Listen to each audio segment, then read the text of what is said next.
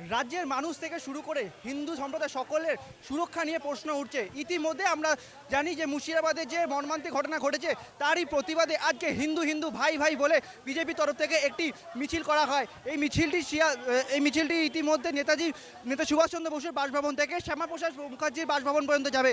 Camera রাজের সঙ্গে Sayan, vision plus news. অগ্নিগর্ভ গোটা বাংলা, মোথাবাড়ি থেকে শুরু করে মুর্শিদাবাদ, হাওড়া, বিভিন্ন জেলায় উঠে এসেছে হিন্দুদের উপর অত্যাচারের উদাহরণ। কখনো উদাহরণ তুলেছেন স্থানীয়রা, আবার কখনো তুলেছেন রাজনৈতিক নেতৃত্বরা। তবে বিতর্ক রয়েছে বিস্তর। এরই প্রতিবাদে আবারও পথে নামল বিজেপি। গোটা রাজ্যে হিন্দুদের উপর হওয়া আক্রমণ নিয়ে আগেও মুখ খুলেছিল বিজেপি।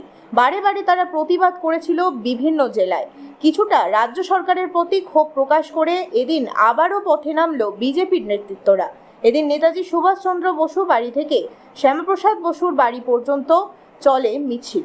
এসবের প্রতি ক্ষোভ প্রকাশের পাশাপাশি হিন্দুদের আরও বেশি করে একত্রে থাকার বার্তা দেওয়া হয় এদিনের বিক্ষোভ মিছিল থেকে। কে বলেছে সুরক্ষিত? আজকে বিধানসভার ভেতরে এমএলএরা সুরক্ষিত নয়, বাইরে হিন্দুরা তো কি হবে?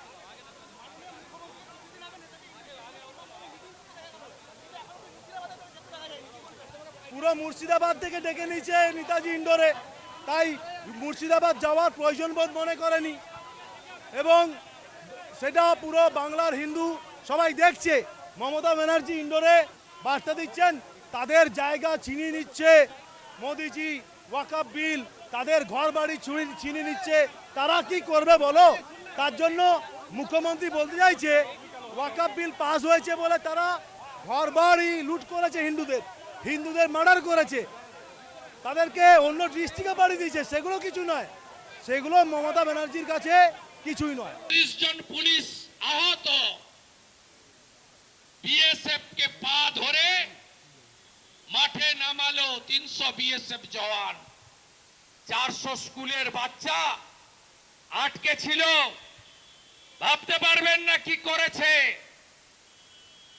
11 তারিখ হওয়ার পরে 12 তারিখে সকালবেলা জেলা শাসক ডিআইজি বিএসএফ কে বলেছে ফোন করে, আপনি বর্ডারে ফিরে যান, আপনার প্রয়োজন নেই। আমি জানার সাথে সাথে একটা শেষ চেষ্টা করেছিলাম। চেন্নাইতে ছিলেন কলকাতা হাইকোর্টের মহামান্য বিচারপতি, 4 দিন ছুটি, শনি রবি সোম মঙ্গল। অসম্ভবকে সম্ভব করে বেলা 12টার সময় স্পেশাল বেঞ্চ ফরমেশন করেছেন honourable chief justice Kolkata high court. 4:30টায় শুনানি। রাজ্য সরকার বাধা দিয়েছে, শোনেনি কলকাতা হাইকোর্ট।